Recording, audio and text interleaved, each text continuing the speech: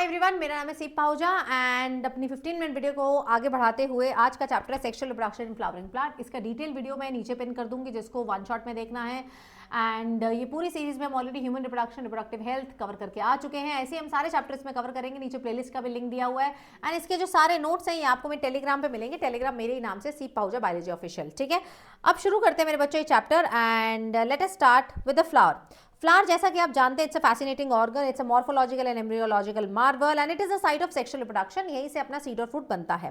Pre fertilisation events के बारे में बात करूं तो यार होता क्या है, कुछ हार्मोनल एंड स्ट्रक्चरल चेंजेस होते हैं जिससे फ्लोरल प्राइमोडियम बनेगा एंड अल्टीमेटली उसमें इन्फ्लोरेसेंस आएगी, फ्लोरल बड्स आएंगे एंड फ्लावर बन जाएगा जिसमें मेल पार्ट होगा, फीमेल पार्ट होगा which comes under the essential whorls. ठीक है, androecium and gynoecium.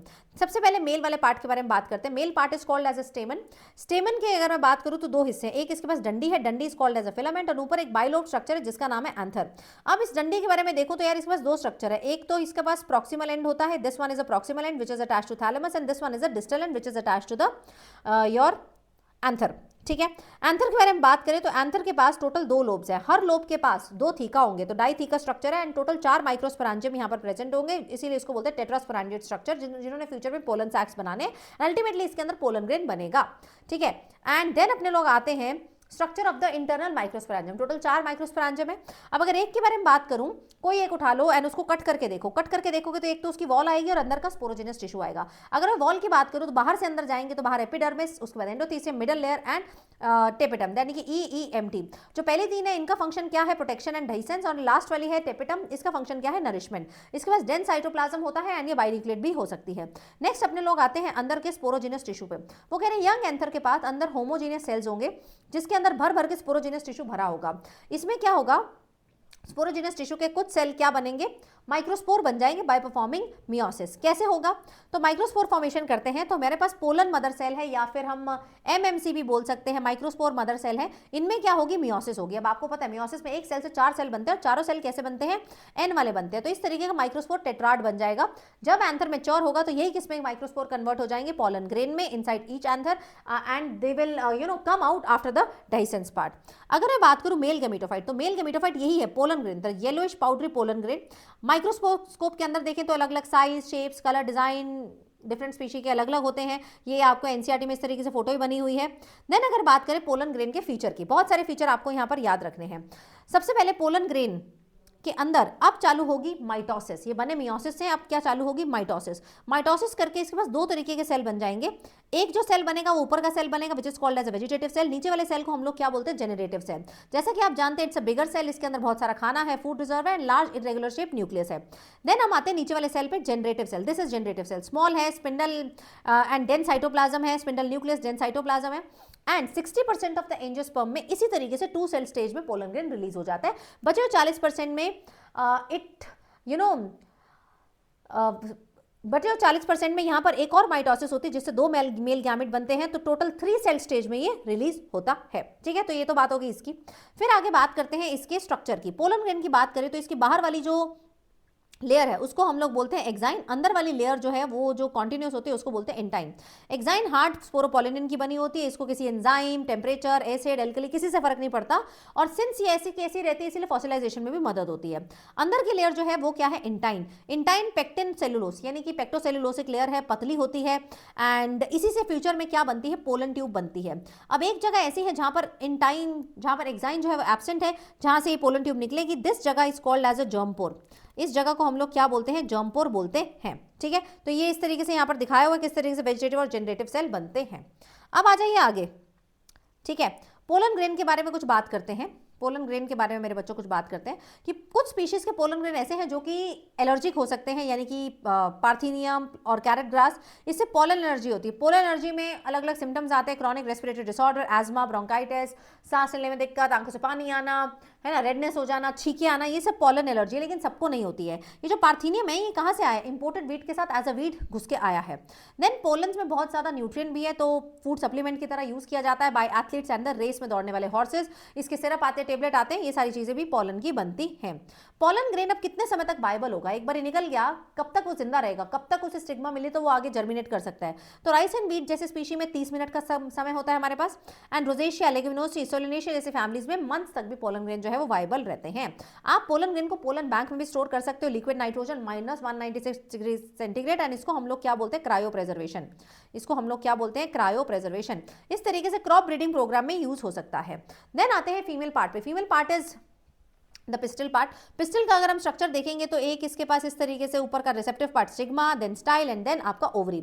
Stigma is a sticky part and style is a long slender tube, and ovary नीचे का बल्ब वाला जो स्वोलन पार्ट है। ओवरी के पास जो जगह है that is called as a placenta, and उसके अंदर cavity that is called as a locule, ovarian cavity. अब बात आती है कि फीमेल पार्ट में सिर्फ एक कार्पेल है या मल्टी कार्पेलरी है। तो अगर एक कार्पेल है तो उसको मोनोकार्पेलरी बोलेंगे, मल्टी है तो मैनी है तो मल्टी कार्पेलरी बोलेंगे। अब मैनी है तो क्या वो जुड़े हुए हैं, जुड़े हैं तो सिनकार्पस, अगर फ्री है तो क्या है, एपोकार्पस। ठीक है जी। अब इसके अंदर क्या बनेगा, ओव्यूल्स प्रेजेंट होंगे। अगर एक ओव्यूल है यानी कि फ्यूचर में एक सीड बनने वाला है, जैसे कि वीट, पैडी, मैंगो। अगर बहुत सारे ओव्यूल्स हैं यानी कि फ्यूचर में बहुत सारे सीड्स बनने वाले हैं, जैसे पपाया, वाटरमेलन एंड ऑर्किड्स। ठीक है जी। अब बात करते हैं कि किस तरीके से यहां पर मियोसिस होती है, यहां पर मेगास्पोरोजेनेसिस होगी। अब आप जानते हैं ओव्यूल का स्ट्रक्चर किस तरीके से। Ovule is attached to the placenta with the help of a डंडी which is called as funicle. इस तरीके का आपने डायग्राम मैंने आपको डिटेल वीडियो में सिखाया हुआ है।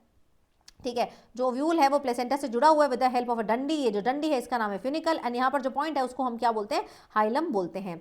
एक ओव्यूल के अंदर एक ही एम्ब्रियो सैक बनता है, अनलाइक मेल वाला पार्ट। मेल में बहुत सारे पोलन ग्रेन बनते हैं, यहाँ पर लेकिन एक ही फीमेल गैमेटोफाइट बनता है, that is one embryo sac only from the megaspore. ठीक है जी।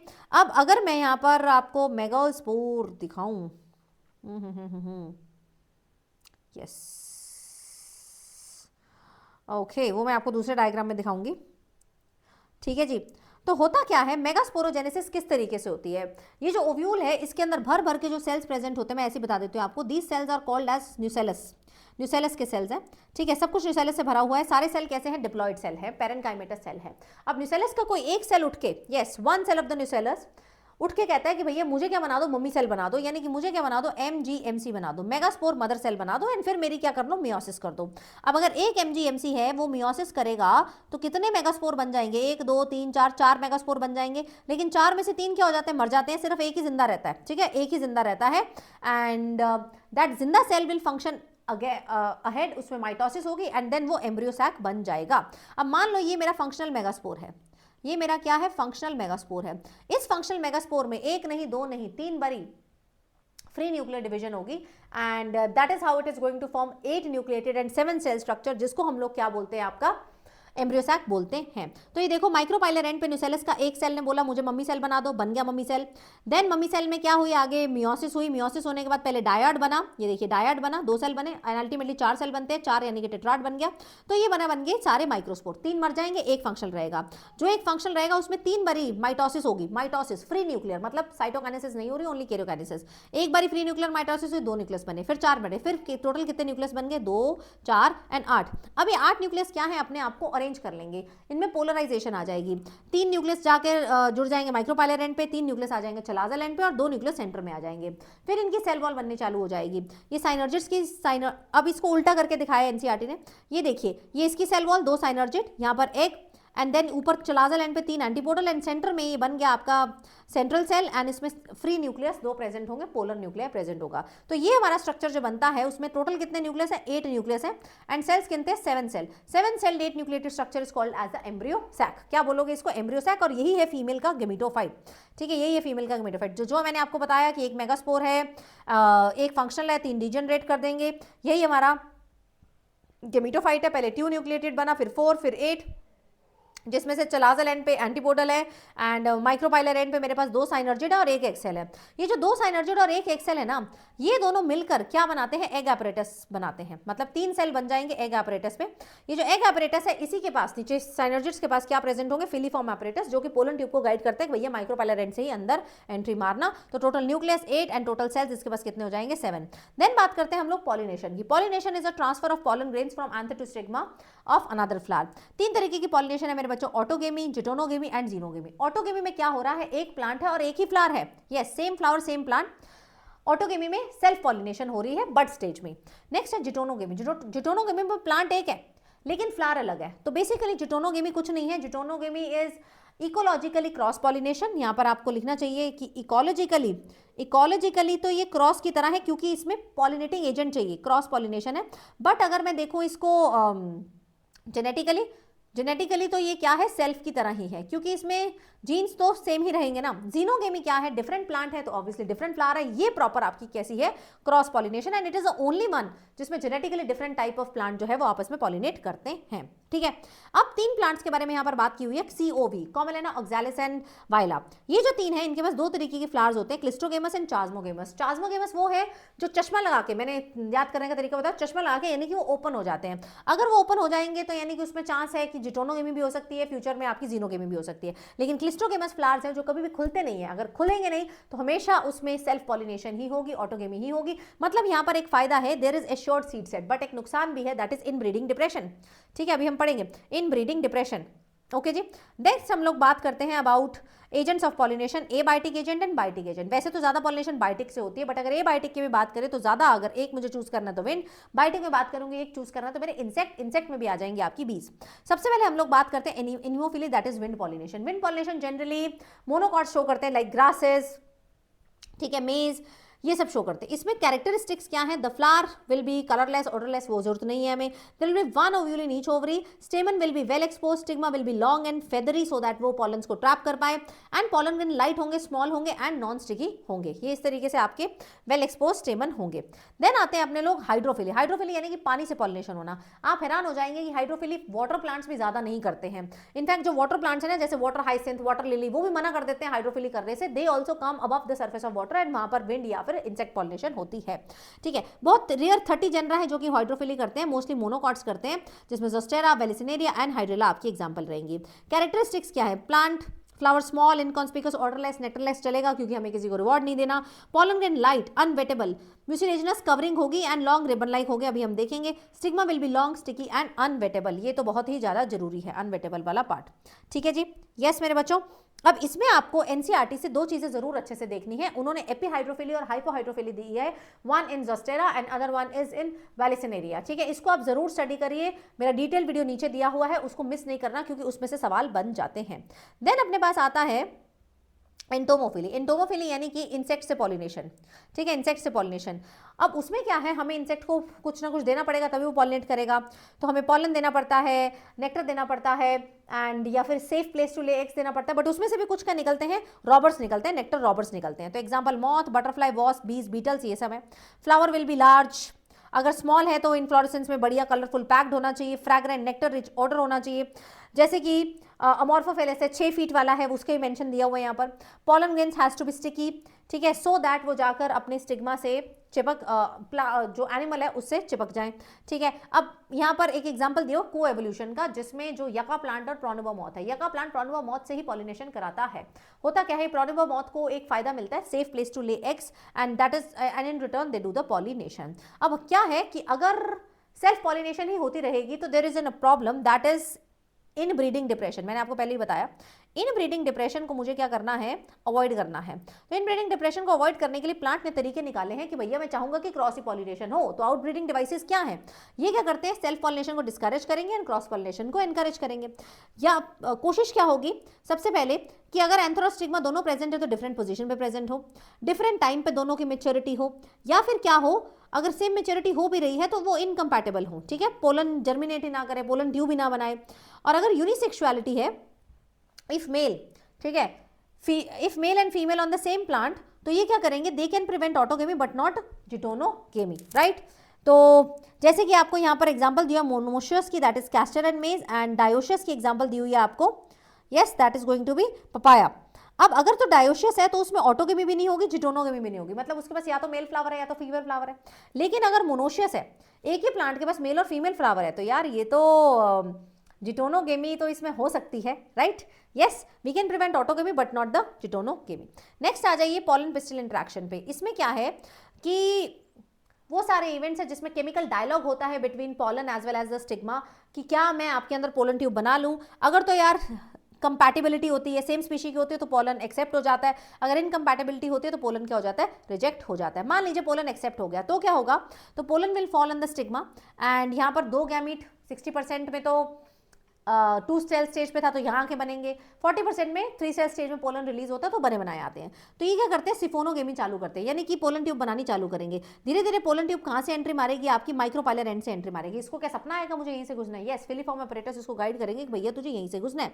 अब क्या हो गया कि मेरे पास 2 पोलन आ गए हैं, कितने आ गए हैं ये मैं आपको यहाँ पर बता देती हूँ। तो मेरे पास 2 मेल गैमिट आ गए हैं, राइट मेरे बच्चों, मेरे पास 2 मेल गैमिट आ गए हैं। Let me just right it over here. one male gamete is going to fuse with the polar nuclei जो सेंटर में है, यस पोलर न्यूक्लियाई। तो एक मेल गैमिट का प्लॉइडी लेवल है, इसका n+n, तो ये लोग क्या बना लेंगे, एंडोस्पर्म बना लेंगे, एंडोस्पर्म बना लेंगे। एंडोस्पर्म का प्लॉइडी लेवल क्या है, 3n, ये एक न्यूट्रिटिव टिश्यू है। And the second male gamete is going to fuse with the egg cell, egg cell, ये भी एन है, ये भी एन है, एंड ये दोनों मिलकर क्या बना लेंगे, जाइगोट बना लेंगे। जाइगोट ने फ्यूचर में क्या बनाना है, एम्ब्रियो बनाना है, ठीक है। ये क्या हो जाएगा 2n।